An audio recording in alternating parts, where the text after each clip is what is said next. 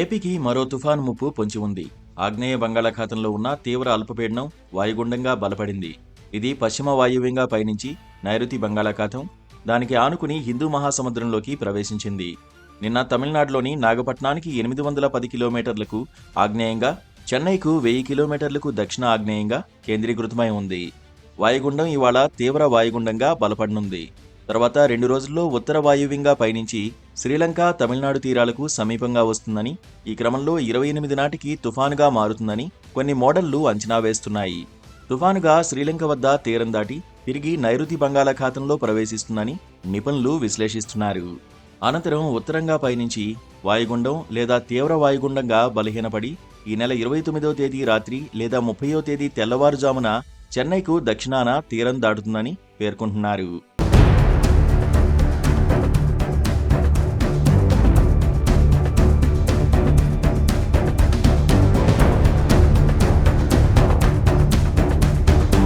ఐరోపాకు చెందిన మోడల్, భారత వాతావరణ శాఖకు చెందిన మోడల్, మరో మోడల్ అంచనా మేరకు తీవ్ర వాయుగుండం చెన్నై, పుదుచ్చేరి మధ్య తీరం దాటనుంది.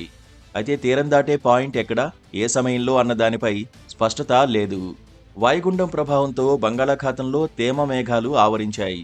దీంతో దక్షిణ కోస్తా, రాయలసీమల్లో సోమవారం 1-2 చోట్ల వర్షాలు కురిశాయి. నేడు దక్షిణ కోస్తా, రాయలసీమల్లో అక్కడక్కడ వర్షాలు కురిసే అవకాశం ఉంది. ఉత్తర కోస్తాలో పొడి వాతావరణం నెలకొంటుంది.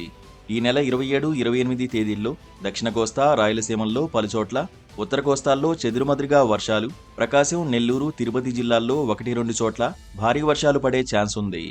29న కోస్తా, రాయలసీమల్లో ఎక్కువ చోట్ల వర్షాలు, శ్రీకాకుళం, విజయనగరం, విశాఖ, అనకాపల్లి, ప్రకాశం, నెల్లూరు, తిరుపతి జిల్లాల్లో భారీ వర్షాలు కురుస్తాయని విశాఖపట్నం తుఫాను హెచ్చరిక కేంద్రం తెలిపింది.